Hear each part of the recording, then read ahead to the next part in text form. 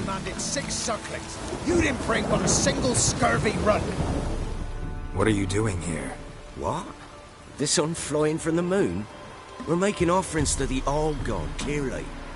You too can seek his aid. That's if you got fitting offerings. We scorned ours, then cursed the old village. The All-God, you call him. First I've heard. Is some new deity? Nay, 'tis ancient, revered by our forefathers. They say it were like this. Roslav of Oriton came here to gather brushwood.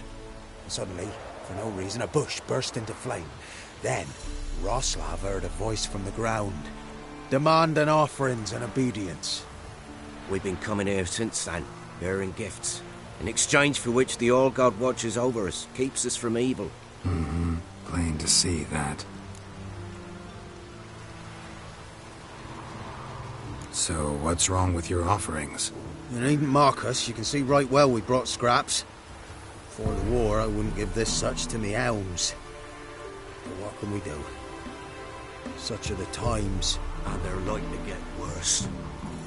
All-God said if he don't get a rafter of bacon and a barrel of beer at least, the rivers will fill up with frogs and locusts or some such will devour the harvest.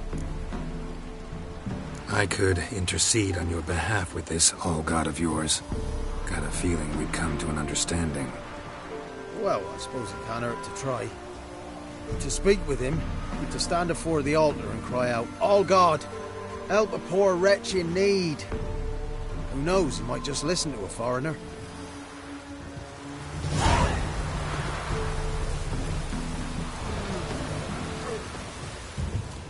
There's something here.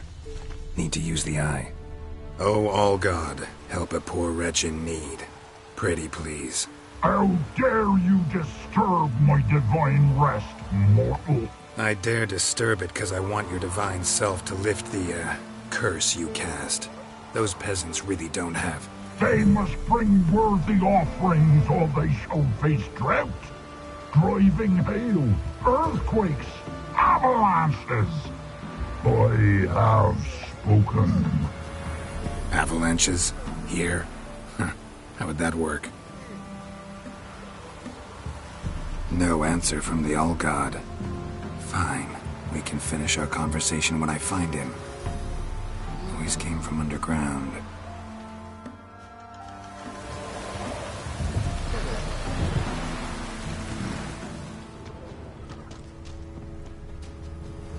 A crack. Too small to pass through, but big enough for sound to come out.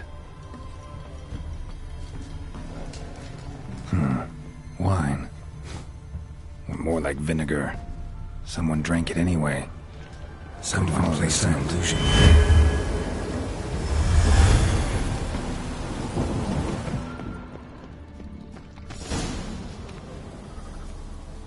What?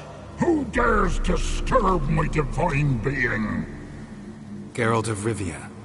Pleasure. Expected the All-God to be corporeal in form, but never thought he'd be corpulent. Fattened up nicely at those peasants' expense. Expense? Expense? Not a word about the help I give in return. Blessings, absolutions, enlightened advice.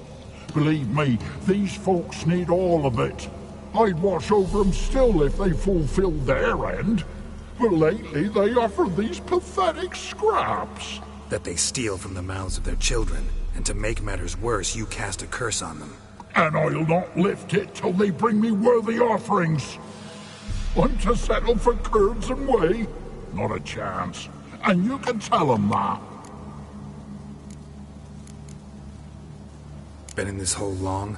For a century or so. One winter I found shelter here. Built a fire so large the flames leapt through the crack, lit the bushes above. I coughed from the smoke, and suddenly heard a peasant. A voice out of nowhere, he called. A miracle. Thus, I became a god. Parasite, more like. Maybe so.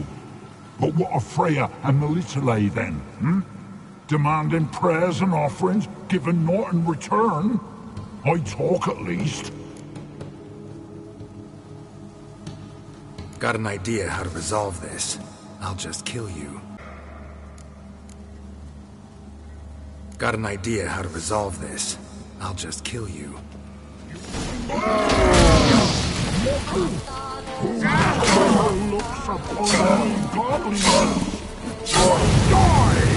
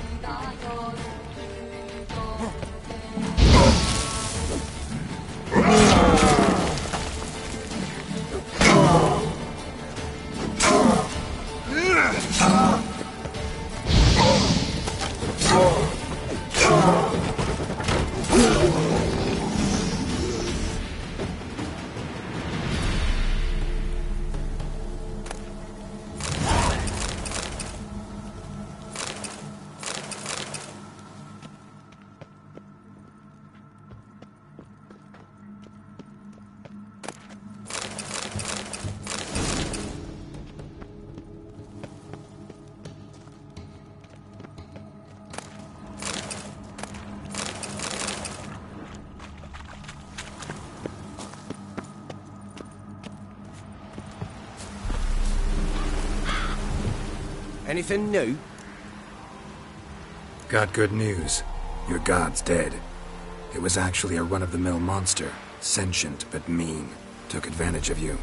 You went hungry, while it grew new chins. What have you done?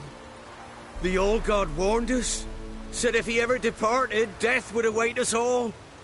Come on, Tribor. We must tell the others. Only group prayer can save us now.